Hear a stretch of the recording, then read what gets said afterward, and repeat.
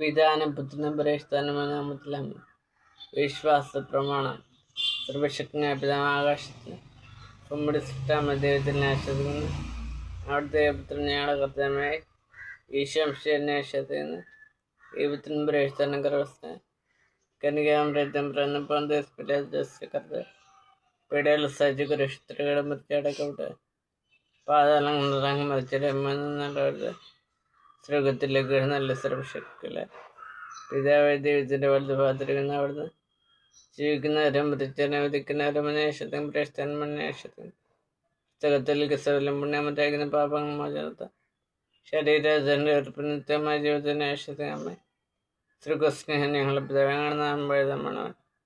ഞങ്ങളുടെ രാജ്യം അമ്മ ഞങ്ങളുടെ തിരുമനസ് ശ്രീകത്തിൽ ഫലിഫും മലമണമേ അന്ന് അറിയുന്ന ഞങ്ങൾക്ക് ധർമ്മം ഞങ്ങളോട് തെറ്റ് ചെയ്യുന്നവരോട് ഞങ്ങൾ ക്ഷമിക്കുന്നവർ ഞങ്ങൾ തെറ്റ് ഞങ്ങളുടെ ക്ഷമിക്കുന്നു.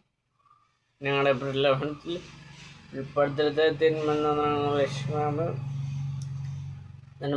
നമസ്കർത്താങ്ങളുടെ സ്ത്രീകളിൽ ഞങ്ങൾ അനുഗ്രഹിക്കപ്പെട്ടവളാണ്. ഞങ്ങളുടെ തിരുവച്ചൻ ഫലമായി ഈശോ അനുഗ്രഹിക്കപ്പെട്ടവനാണ്. പരിശുദ്ധ തമ്പുരാനും പാപികളായ ഞങ്ങൾക്കുണ്ട് ഇപ്പോഴും മരണസമയത്ത് തമ്പുരാനോട് അപേക്ഷിക്കുന്ന ബൈബിൾ വാക്യം. സക്കറിയ പ്രവാചകന്റെ പുസ്തകത്തിൽ നിന്ന് 9:8 വാക്യം.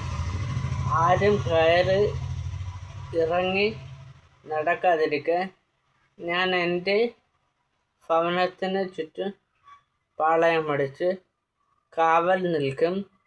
ഒരു മർദ്ദകനും ഇനി അവരെ കീഴടക്കുകയില്ല. എൻ്റെ കണ്ണ് അവരുടെ മേൽ ഉണ്ട്.